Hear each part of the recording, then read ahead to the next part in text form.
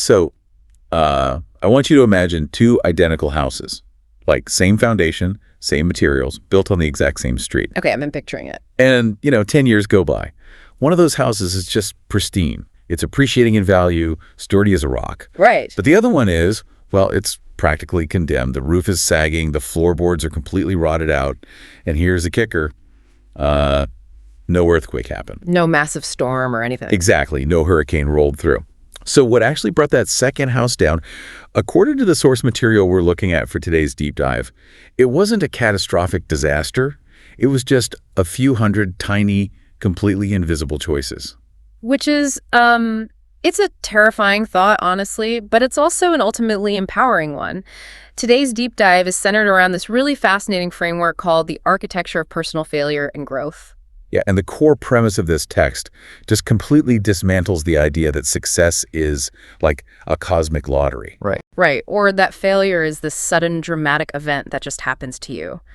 The text argues that the structural failures in our lives are almost always engineered by us. By our own actions. Exactly, and usually without us even realizing it. So our mission today is to map out these quiet, compounding mistakes. We want to help you, the listener, spot them, reverse engineer them, and, build a framework that actually holds up under pressure. Because it's so easy to miss them when you're in the thick of it. It really is. And reading through this material, I kept having this very specific image flash in my mind. Like the classic leaky roof scenario. Oh yeah, that's a perfect analogy. Right. You're sitting in your living room, and a few drops fall from the ceiling.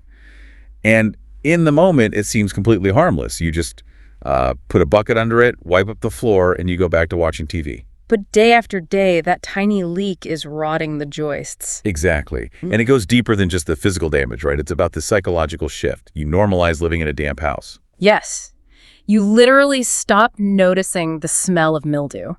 You just start assuming that having a bucket in the middle of your living room is just how life is. Because none of these mistakes announce themselves with a blaring alarm. So to stop that slow drip, we have to look at the underlying blueprint of how we navigate our decisions. Which means taking a really hard look at our internal compass. Right. Because before we even get into the specific daily habits that trip us up, we have to figure out if we're even walking in the right direction.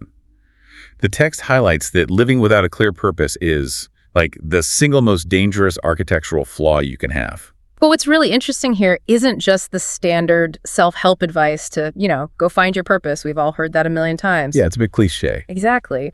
What struck me was how the text explains the mechanics of what a lack of purpose actually does to you. It creates this illusion of movement without any actual progress. It's the treadmill effect. The treadmill effect, exactly.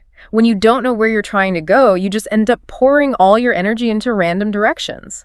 You might be incredibly busy, right? Like answering emails flawlessly, jumping from one project to another, putting out fires left and right. But because there's no overarching objective, progress is mathematically impossible to measure. Yeah. You just end up exhausted, 10 years older, and standing in the exact same spot. You're doing busy work just for the sake of feeling productive. It's a form of productive procrastination. Oh, that's a great way to put it. You're doing things, sure, but you aren't doing the right things. And closely connected to that lack of direction is another major trap with our internal compass, which is avoiding responsibility. This one is tough. It is, because it is incredibly tempting to look at external factors, right? Like the state of the economy, a terrible boss, difficult parents. Classic excuses. Right, and use them as the primary explanation for why we're stuck. Okay, but let me play devil's advocate here for a second. Because sometimes the economy genuinely is terrible, and sometimes circumstances are completely unfair. And I mean, let's face it, some people start life with massive systemic disadvantages through absolutely no fault of their own. Absolutely true. So if the deck is objectively stacked against you, how does this framework justify taking responsibility for things that are, genuinely out of your control? What's fascinating about how the text handles this premise is that it's not making a moral judgment about fairness. The author acknowledges that the world is deeply unfair. Okay. But the framework shifts the entire conversation away from fairness and onto a completely different metric, which is power. Power. Okay, explain that. Well, blaming external factors, even when you are 100% justified in doing so, it creates a psychological trap. It forces you into this passive state where you're essentially just waiting for a savior. You're handing the remote control of your life to someone else. Yes. By waiting for an apology from someone who wronged you, or waiting for the economy to bounce back, you are voluntarily benching yourself. So even if it's not your fault, making it your responsibility is the only way to get unstuck. Exactly. The moment you accept responsibility for your reactions to those unfair circumstances, you reclaim your agency. Which I imagine is really hard to do. Oh, taking responsibility can feel incredibly heavy, and it might seem deeply unfair that you have to carry that weight, but it is inherently empowering. It's the difference between being a helpless passenger complaining about a turbulent flight and marching into the cockpit to grab the controls. That is exactly it. But here's the next problem. Once you actually have your hands on those controls, the immediate danger is letting external forces convince you to hand them right back. Ah, right. The need for approval. The text frames this as one of the most insidious ways we sabotage our own architecture. It really is. We spend years, contorting ourselves to satisfy family members, coworkers, or even completely anonymous strangers on the internet. And we lose our own shape in the process. Completely. And if we look at the evolutionary psychology behind this, it makes perfect sense why we do it. Because of the tribe mentality, right? Exactly. For hundreds of thousands of years, humans survived in tight-knit tribes. If the tribe disapproved of you, you were cast out and you literally died. Wow. So our brains are wired to perceive social rejection as a physical threat to our survival. Yes, literally. A mean comment feels like a lion is chasing us, but we don't live in small tribes anymore. Right. We live in this hyper-connected world. And in this modern world, it is a mathematical certainty that someone will always disagree with your choices.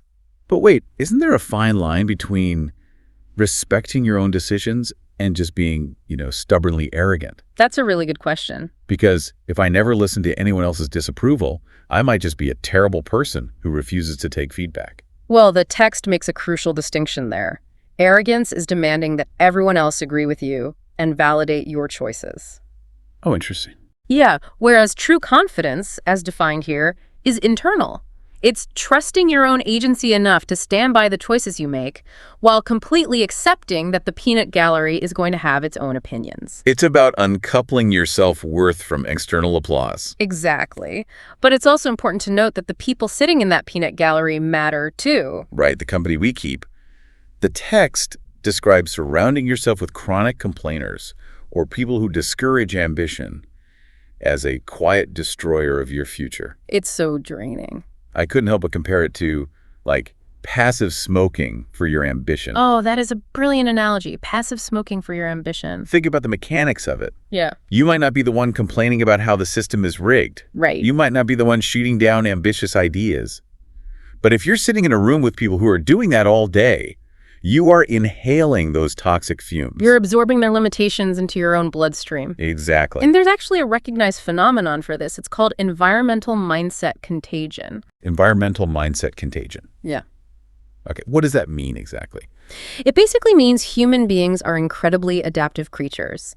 We unconsciously mirror the behaviors, the vocabularies, and the attitudes of the people we spend the most time with.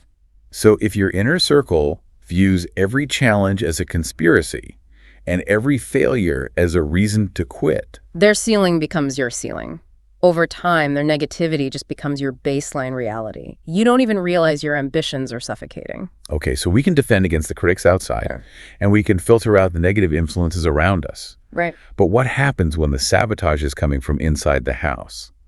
The daily attrition of our own routines is arguably the most dangerous threat because it feels so completely mundane. Yes. We trade tomorrow's success for today's comfort. This is really the nuts and bolts of the actual construction, neglecting the physical foundation. Sacrificing sleep, ignoring exercise, fueling the body poorly. And let's elevate this beyond the basic, eat your vegetables and get 8 hours of sleep advice, because our listeners already know that. Yeah, we're not a health podcast. Right. But what's fascinating is how highly driven, ambitious people actually trick themselves into failing here. Oh, they totally do. They view sacrificing sleep as a badge of honor. Exactly. They think they're hacking their productivity by staying up until 3 a.m. to finish a project. When in reality, they are trading long-term cognitive function for the illusion of short-term output. And the text talks about cognitive load here, right? Yes, the underlying mechanism is cognitive load. When you are chronically sleep deprived or physically depleted, your brain's prefrontal cortex, which is the area responsible for complex decision-making and impulse control, is fundamentally compromised. That's offline. Basically, yeah. So a difficult negotiation at work is manageable when your physiological baseline is solid. But when you are running on empty, that exact same negotiation triggers a fight-or-flight stress response. So you make worse decisions, you snap at your team, and you compromise your long-term goals. All because you literally lack the biological bandwidth to manage them. Wow. And it's the exact same mechanism with our financial habits and our focus, isn't it? Completely. Modern society is literally a machine designed to hijack our dopamine receptors with instant gratification. Endless scrolling, reckless spending, buying things we don't even need just to get a 3-second hit of pleasure. And the text points out that these aren't just isolated bad habits, they are all forms of delayed maintenance. Delayed maintenance. That is the perfect term. Because what physical health, financial discipline, and mental focus all share is this illusion of harmlessness in the present moment. Like the leaky roof. Exactly. Blowing your budget on something frivolous or pulling an all-nighter seems perfectly fine when the sun is shining and everything in your life is going smoothly. The bucket is holding the water. It seems fine. But the framework warns that this lack of daily discipline completely hollows out your resilience. Unexpected challenges are a mathematical guarantee in life. Cars break down, industries pivot, health scares happen. Right. And if you haven't been doing the mundane daily maintenance, like building the emergency fund, protecting your sleep, guarding your attention, you just don't have the shock absorbers to handle the crisis. So a pothole that should have just been a bumpy ride ends up snapping your axle and totaling the car. Exactly. But, that normalization of a compromised structure doesn't just happen with our physical habits or our bank accounts. Right, where else does it happen? It happens with how we process time itself. The psychological paralysis of mishandling the past, the present, and the future can literally freeze a person in place for decades. Okay, this psychological layer is profound. Let's look at the past first. Holding on to resentment is categorized in the text as a massive structural flaw. Because it is an active drain on your resources. I was thinking of it like a computer CPU. Oh, go on. Like if you are holding on to deep anger towards someone who wronged you 5 years ago, you are basically leaving a massive resource-heavy application running in the background of your mind 24/7. That is exactly what it's like. It's draining your battery, overheating the system, and causing the programs you actually want to run today to constantly freeze and crash.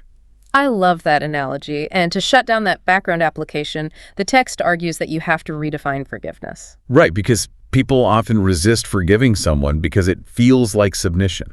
It feels like saying, what you did to me is acceptable and there are no consequences. Which is why we hold on to the anger. It feels like a shield. But the reality of forgiveness is purely internal. It's the conscious decision to sever the emotional tie. You aren't pardoning their behavior. No, you are refusing to allow a past event to consume the energy you desperately need for your own growth today.